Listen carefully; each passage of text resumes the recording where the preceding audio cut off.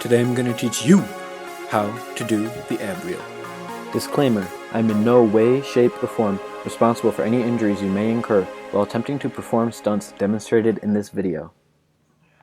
I'm back with another tutorial video, and today we are doing the ab wheel. The ab wheel is a great demonstration of core stability and strength. Today, I'm going to show you how to do the full-on standing ab wheel. Before we get started, I want to talk about some of the basic prerequisite requirements for performing this move. First of all, you're going to need decent hamstring flexibility. You don't have to be able to palm the floor, but at least with a slight bend, be able to touch the ground. Second, you're going to need to be able to do a few pull-ups. Believe it or not, the ab wheel uses a lot of lat engagement to be able to pull the wheel back down to you in this motion. And thirdly, you're going to need some basic tricep and chest strength, which you can get by doing push-ups. Alright, so the first progression, we don't even need this. What we're going to do is a plank from the knees. So this is for the most basic move for the beginners. So, starting on our knees, we're going to extend all the way up and go out. And you want your arms perpendicular to the ground. So, should look just like this. And we want to be able to hold that for at least 30 seconds. Next is the full plank, but not this kind of plank like you usually see. We want to do a plank on the hands in push-up position. And we want to work until we can do this for 30 seconds. Once you're comfortable with the plank, we're going to work on a little bit of technique. So the most important position for doing the full-on ab wheel is called the hollow position. And for that hollow position, we're going to do something called hollow holds. So, this is the hollow position. You see, my abs are contracted, my hips are contracted, my glutes are being squeezed, and my body is almost like a banana, okay? And you don't have to be able to hold this for a long time, but I just want to get the point across so you can see what it's like. So that means that when I do the actual plank, or the actual ab roller, it's not going to be like this or this.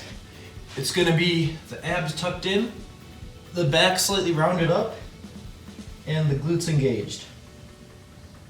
This is called a hollow position. So, to be able to develop strength for the hollow position, we're going to do something called V-ups. So we're going to go here, and you're going to try to touch your hands to your toes in a V-up position. So, for now, we're going to try to do 10 of them without touching the ground after each rep. So this may take a few days or weeks to work up to, but trust me, you'll get it. Alright, so just like this. At the bottom, hollow position, not letting your heels and hands touch the ground. So once you can do a few V-ups and are comfortable with the hollow position, we're going to start working on movements that will help with the actual movement of the ab wheel. So, this next progression, I like to call hand walkouts. So you're going to put your hands down to the ground, and we're going to walk out into push-up position. You also get a good hamstring stretch from doing this. And while this also slightly conditions the abs and core for the final movement, the main reason is to get your shoulders and wrists and everything used to bearing that weight. Alright, it's finally time to use the ab wheel. So, the first thing we're going to do with the ab wheel is knee rollouts. You're going to start on your knees, we're going to go out and back in. So at first, maybe you can only go to here, and that's okay. Just keep doing those and building up strength until you can eventually go all the way down. And you'll see that the farther out you go, the farther past your arms being perpendicular with the ground you go, the harder it gets. And the more abs and lats and triceps and everything it will take.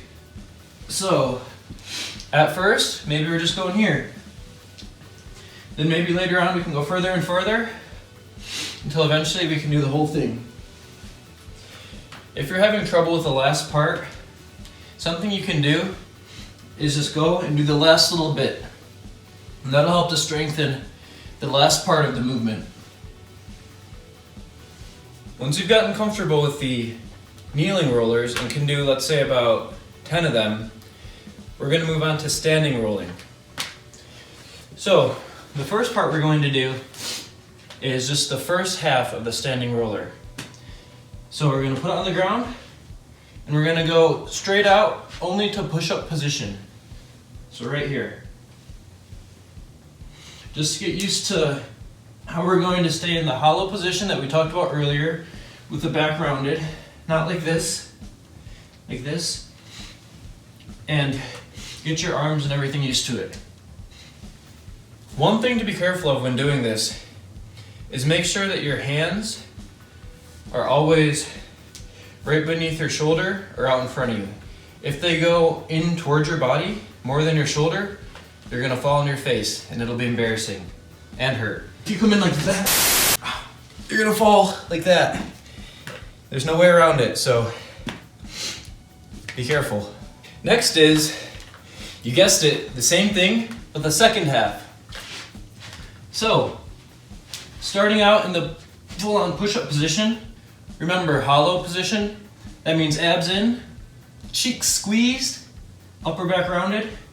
We're going to go and try to do the last portion as much as we can.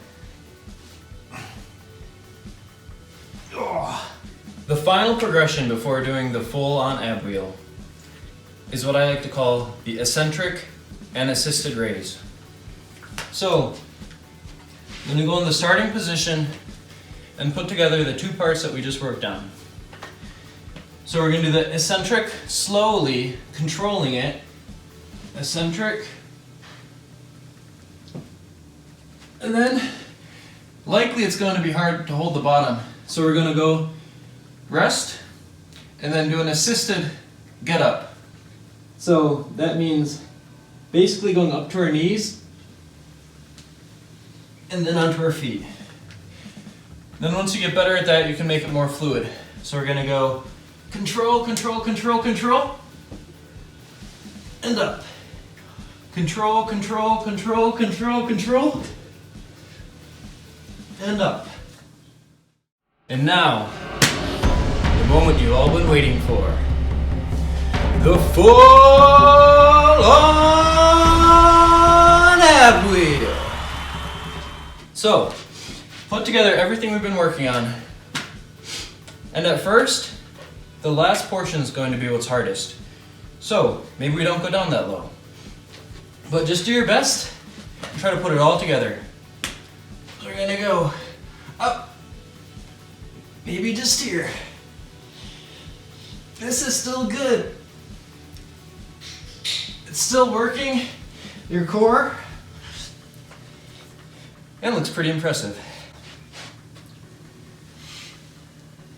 So to get to this point, it may take a few months, but trust me, if you keep working, one day you'll be at the full-on ab wheel. Alright, thanks for watching. I hope you enjoyed the video. Don't forget to like and subscribe for more content. Catch you next time.